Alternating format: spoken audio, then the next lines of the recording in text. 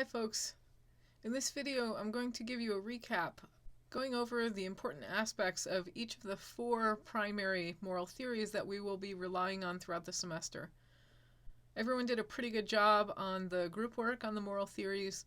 As I said in class, it's going to be really important to have a good basic understanding of these moral theories so that we can apply them to the cases and the issues that we discuss. So please take a look at this video and make sure you have a good understanding of how Kantian deontology works, how utilitarianism works, how care ethics works, and how virtue ethics works. I'll try to keep this as brief as possible while also giving you all of the important aspects that will help you to understand the nuances and distinctions among each of these theories. Alrighty then, let's start with Kantian deontology and the categorical imperative.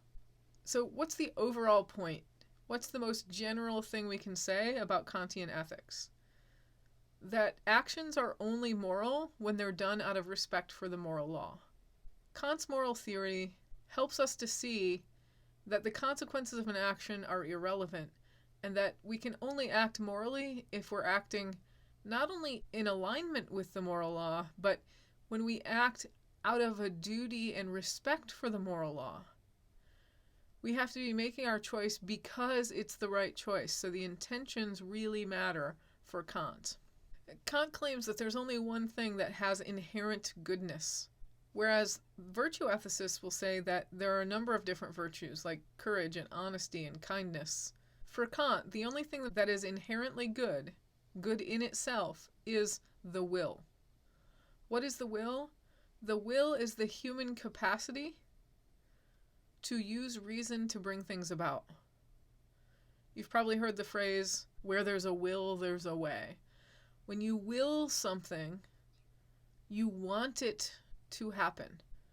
Our will is what motivates action.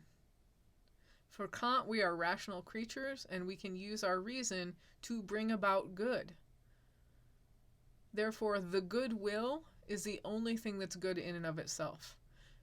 Because even if we have a good will, we act out of respect for the moral law, intending to do what is right, as instructed by the categorical imperative. Even if the outcome is bad, the will itself is still good.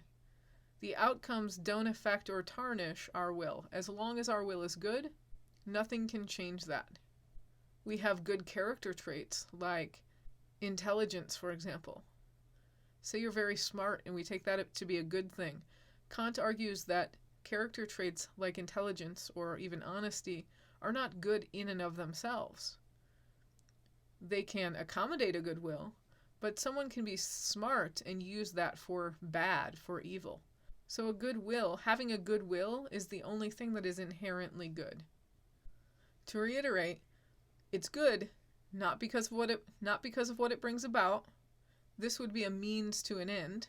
It's good despite what it brings about, because it's good separate from any other aim or motivation, want, or desire. When does an action have moral worth for Kant? An action has moral worth only if the will is good. That is, when one acts from a good will, the action is done out of a motive of respect for the moral law. You might think of it this way. A moral law has 2 aspects. An objective aspect, that is, the law itself, the moral principle. For Kant, it's the categorical imperative. For Mill, it's the greatest happiness principle. Well, that's just the objective aspect, the rule, the principle. But there's also a subjective aspect to morality, and that is the motive. For Kant, the motive has to be respect for the moral law. Not happiness, not pleasure, not a specific set of outcomes, but only a respect for the moral law. So respecting the moral law is a categorical imperative. It's not hypothetical. It's not something we can do. It's what we should do for Kant. Just do that, regardless of anything else. Follow the moral law. The difference between a categorical and a hypothetical imperative is that for a hypothetical imperative, we follow these out of prudence, that is, to get what we want. We say, okay, well, I would really like to make $50,000 a year. Well, If you want to make $50,000 a year, get a professional degree and get a job making $50,000 a year. If you want X, then do Y. Hypothetical imperatives are contingent. They're meant for particular situations and particular outcomes. A categorical imperative, on the other hand, is not hypothetical, and it doesn't instruct you to perform some action in order to get some particular outcome. A categorical imperative just is the moral law. It's our duty to do an action. It's universal. It's not particular. It's not contingent. It's necessary. Follow the categorical imperative. Do not lie. Do not make false promises. Not if you want to keep your friends, don't make false promises. That would be hypothetical. And that would be done out of prudence. Do not make false promises because it's wrong. This is not to say that there's anything wrong with hypothetical imperatives. We follow them all the time. They help us to be prudent, to get what we want, to bring about the consequences or the outcomes that we desire. Hypothetical imperatives can help us to be happy. But morality requires more. Acting from a sense of duty requires that we put aside our inclinations towards outcomes. We put aside our desires, the things that we want to happen for ourselves. We put aside our emotions, and we act only out of a motive of respect for the moral law. So any moral action is never prudential. It's never about our desires or our wants, or what we care about or who we love. It's always necessary and required by moral reason. So what is the categorical imperative? Well, there are 4 different formulations to the categorical imperative. We'll focus mostly on the first formulation, the universality formulation. We'll mention the second formulation, the humanity formulation. The universality formulation of the categorical imperative states that you should always act only in such a way that you can will your maxim to become a universal law. Now, what does that mean? That means that when you're not sure what is the right action, you ask yourself whether it can pass through this categorical imperative. Can I do this thing, as stated by a maxim, without logical contradiction? For example, is it okay to lie to my parents about something if I know that it's going to cause them a great deal of suffering and pain, and it's also going to make my life harder if I tell them the truth? So telling them a lie isn't going to hurt anyone. Clearly, the outcome would be better just to tell this one small lie, only in this case, so that my parents don't suffer and I don't suffer. Well, let's see. Here's the maxim. It's okay to lie so that we get the outcomes we want. Can I will that that become a universal law? It's universally the case that people should lie whenever they want certain outcomes. If you understand the categorical imperative, you'll see that the result of this is that no, you cannot will without contradiction the maxim that it's okay to lie in order to get the outcomes that you desire. Because if that became a universal law and everyone lied to get the outcomes they desired, there would never be people to trust what other people said. Therefore, I'm both willing that everybody lie and also that nobody lie. Because if everybody's lying, we wouldn't have the practice of lying to get what we want anymore. So this would be a logical contradiction in the willing itself. So the maxim has to not only be conceivable as becoming a universal law without contradiction, but we have to be capable of willing it to become a universal law without contradiction in our willing. So take another example. So take the maxim, I should be able to kill other people to take their food and security. Because if I don't have food and security for my family. With this one, it should be easy to see that there's a contradiction in willing that it become a universal law that anyone can kill anyone else in order to take their food and security for their own best outcomes. Because in willing that, I'm willing that everyone kill everyone else, so there aren't any people left. So I can't possibly will both that it become a universal moral law for everyone to kill each other and also that there's no one left to kill each other. That's a contradiction in willing. I can't will both A and it's not the case that A. This is what we call logical contradiction. And Kantian moral theory is based solely on this use of reason and avoiding logical contradiction. And as Kant points out, the categorical imperative is helpful because when we actually do transgress a law, when we do what is wrong, we don't do it because we will that it become a universal law. We do it because we have some inclination or desire to make an exception for ourselves. It's not something that we would will that everyone do when we do something wrong. It's something that we rationalize to make exceptions for ourselves based on our own biases and desires and inclinations. And this is what makes Kantian theory so appealing. It helps us to avoid biased reasoning. The second formulation of the categorical imperative should result in the same conclusions as the first formulation. The second formulation is the humanity formulation, and it states that you should always act in such a way that you treat humanity, whether in yourself or in others, always as an end in itself and never as a mere means. Always respect the autonomy of persons. Never use someone as a mere means. Killing someone to take their stuff is clearly using them as a mere means to your own ends. Making false promises or lying to someone is using them as a mere means and not respecting them as ends in themselves. All right, let's talk a little bit about utilitarianism. The main point of utilitarianism is that one should always act in such a way that they produce as much happiness and as little pain for everyone involved, each person counting equally. So, whereas Kant's moral law is the categorical imperative, utilitarian moral law is the greatest happiness principle, which states that actions are right insofar as they produce happiness and wrong insofar as they produce pain for all those involved. It's a cost-benefit analysis. Weigh the risks, weigh the rewards, and whichever action results in more happiness or less pain, that's the action that is right in a given situation.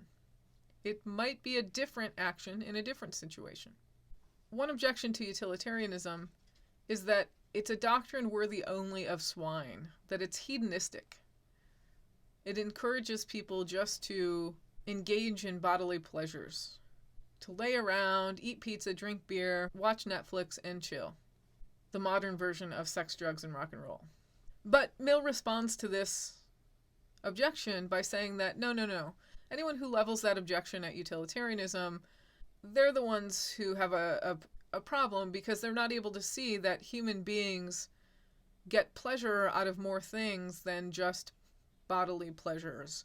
Human beings find pleasure in things beyond the bodily pleasures. So pleasure is not only quantitative, like how much pleasure can I get? How many minutes can I spend eating pizza and drinking beer and watching Netflix? Human beings also get pleasure qualitatively. That is, there are higher and lower pleasures.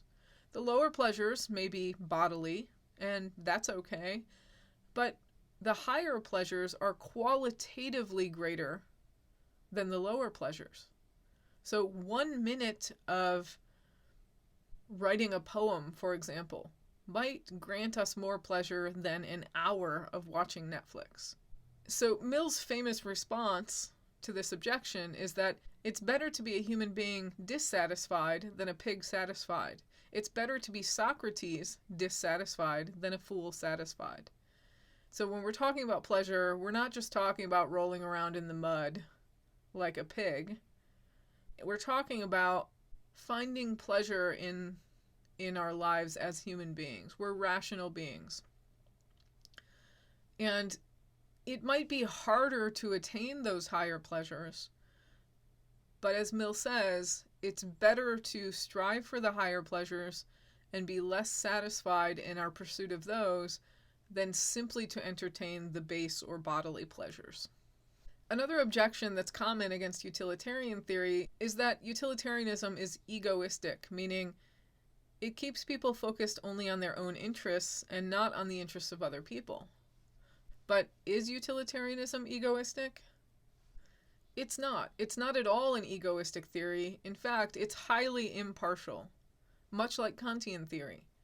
The greatest happiness principle requires that you choose the action that produces the greatest good for the greatest number, everyone counting equally, including yourself, including the people that you care about.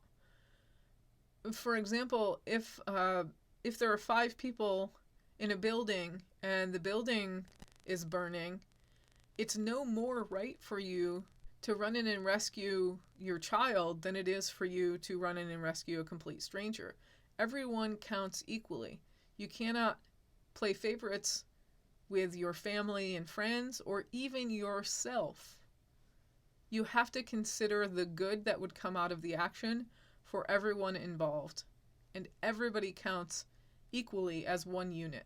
One thing that your text doesn't talk about is Mill's proof for utility. Mill offers an argument or a proof as to why the greatest happiness principle is a good approach to guiding our actions. And I want to talk just for a minute about his argument, because it's really important. Mill says that, look, anything that is desired by us is desired as a part of happiness, because people desire only happiness. It's the only thing that we really desire. We desire other things in order to achieve happiness. Happiness, or pleasure, is what is desirable. Anything that we choose to do, we choose it because we think it'll make us happy.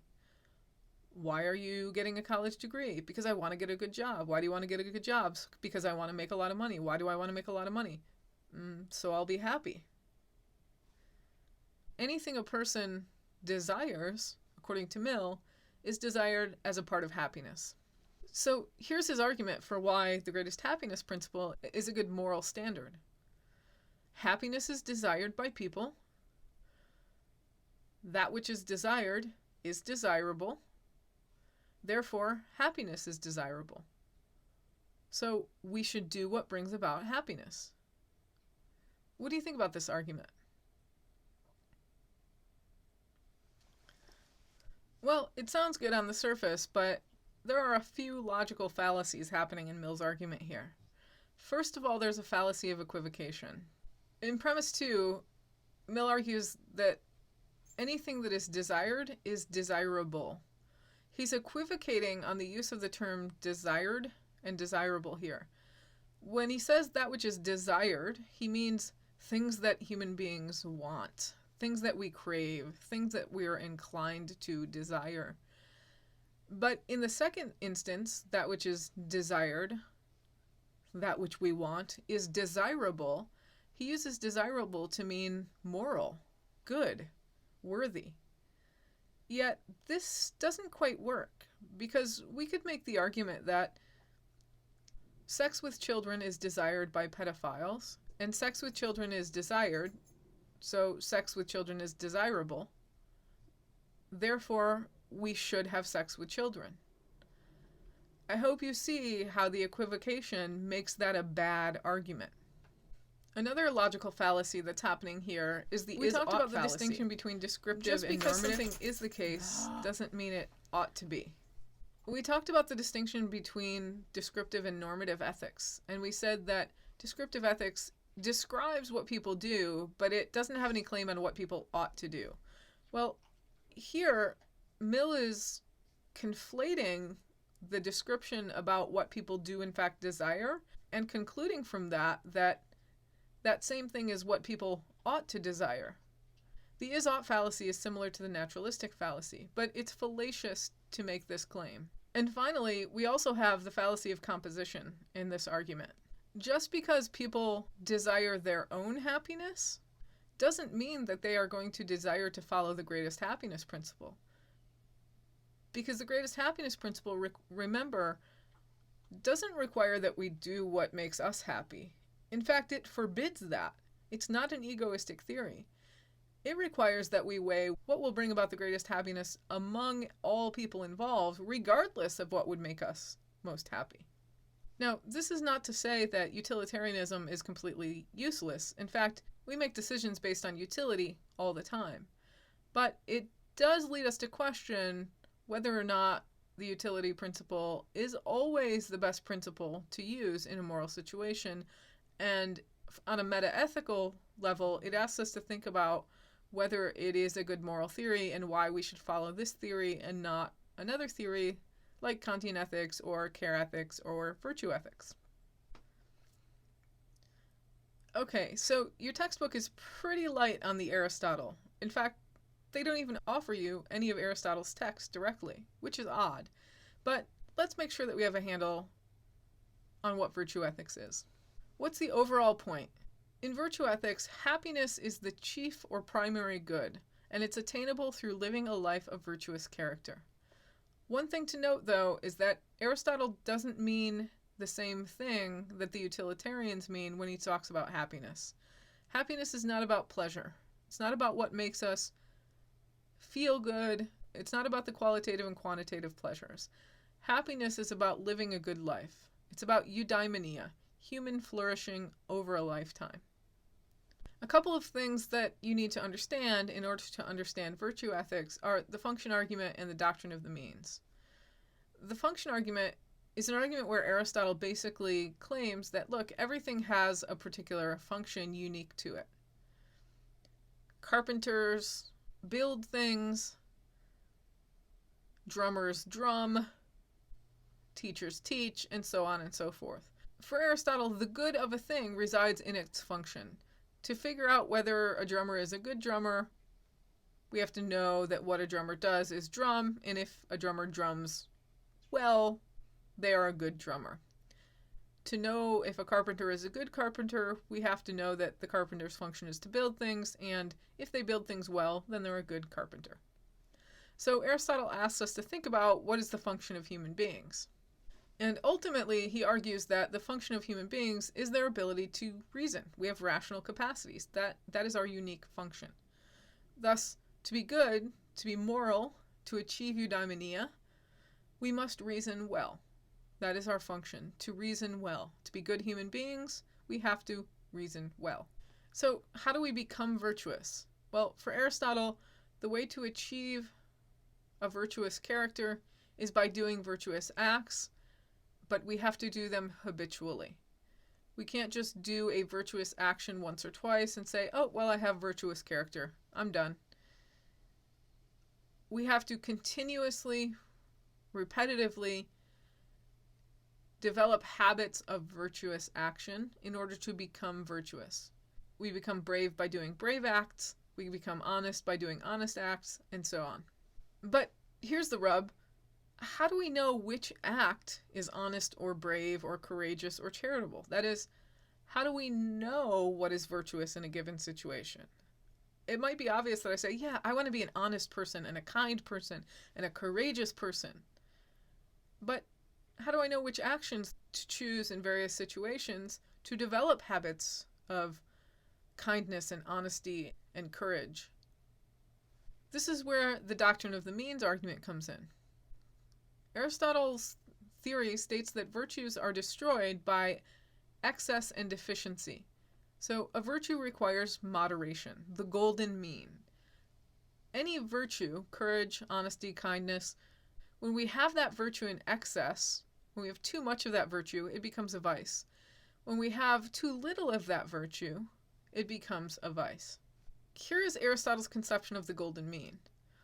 Only when we act on balance do we develop a virtuous character.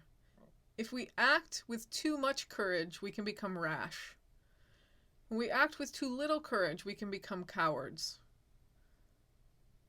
When we're too generous, we're being extravagant. When we're not generous enough, we're stingy or miserly. When we have too much ambition, we can become greedy. When we don't have enough ambition, we can become sloth-like. When you become habituated to act moderately, you're most able to act moderately. If you're not in the habit of acting moderately, if, for example, you've been habituated to act too courageously, then you're developing a rash character. And it's going to be more difficult to develop courage. But Aristotle does say that if we tend toward the excess of a particular virtue, we should aim towards the deficiency, and that will help us to land in the mean. If we tend toward the deficiency of some particular virtue, we should aim toward the excess, and that should help us to land in the mean. One interesting thing about virtue ethics is that virtue is relative. It's not the same for everybody, like Kantian theory, which requires us as individuals to use our reason, to reason well, to develop virtuous character. The virtue of charity, for example, doesn't require the same action of everyone. If someone is barely getting by, giving $5 to a charity seems quite charitable, and that might be the golden mean. If someone is a multi-billionaire, giving $5 to charity seems like a deficiency of charity, and doesn't seem like they would be acting in the golden mean. So it's relative to one's situation, and one must use reason to determine whether they're developing a virtuous character based on the doctrine of the mean. So we act virtuously when we choose an action using reason for its own sake, because it is the virtuous thing to do, and when it proceeds from a virtuous character. Not when we choose to do the brave or charitable thing because we think it'll make us look good, but we do it because it is the right thing to do. It is the way to develop a virtuous character. So a person's virtue isn't the action, but the state of character that makes the person good and therefore do good actions. But developing virtue is difficult. It's really hard to know the mean in situations and to do the action at the exact right time and place towards the right person or object with the right motive and in the right way, which is what is required to develop a virtuous character. All right, and finally, let's make sure that we understand the ethics of care. The overall point of care ethics is that care is both a value and a practice, and the focus in care ethics is on relationships among people, not on following an abstract principle. The central concern for care ethicists is that we attend to the needs of others for whom we take responsibility. One question we might ask is, well, can we flourish? Can we be good people? Can we choose the right actions without an ethics of care? That is, if we just go through life following the categorical imperative or following the greatest happiness principle or developing virtue, can we be good people? And can we develop a virtuous character? The care ethicists, of course, would respond that no, we can't, because we're not isolated individuals. We are embedded in multiple relationships where we are responsible for and care about other people. So care ethicists argue that moralities that are founded on autonomous, rational, individual conceptions of persons overlook the reality of human dependence and the moral responsibility that that requires. Another aspect of ethics of care that is unique is that the ethics of care values emotions like sympathy, empathy, sensitivity, and even anger, whereas the other moral theories, possibly with the exception of virtue ethics, rejects emotions. Kant himself, in fact, would argue that considering emotions like sympathy or empathy or sensitivity is a pathological way to make a moral decision. For Kant, if you go and visit your dying mother in the hospital because you love her, that's pathological. It has no moral worth. An action only has moral worth if you're doing it because it's required by the universal moral law. If you're doing it out of a motive of care, for Kant, it's not moral. But for care ethicists, they say, no, actually, that's how we make moral decisions. And these moral emotions do have a place in moral decision-making, in moral judgments. So care ethics rejects the dominant approach, where the more abstract the reasoning, the better the theory. Ethics of care respects the claims and emotions of particular others with whom we share relationships. We are not just a thought experiment of generic rational beings. We actually are encouraged to consider the claims, the thoughts, the emotions of actual, real, particular other people in our lives. Whereas other moral theories, like Kantianism and Utilitarianism, interpret moral problems as if they're disagreements between egoist individuals, isolated from the rest of the world, and the abstract moral principles themselves. Importantly, care is both a practice and a value. It's something that we do, but it's also a value that we hold ourselves to. Care as a practice shows us how to respond to certain needs and why we should respond to those needs. It helps us to build trusting relationships. This is going to be important, particularly in medical ethics. It's not a series of one-off actions where we follow a principle and come up with the right answer, but it's a practice that's conjoined with an attitude of care towards other people. As a value, caring persons and caring attitudes have moral worth. Social relations are never reducible to individual states or dispositions or abstract moral judgments. All right, so that's a quick recap, and I hope that everyone takes seriously the idea of understanding the nuances, at least at this very basic level, of these 4 moral theories.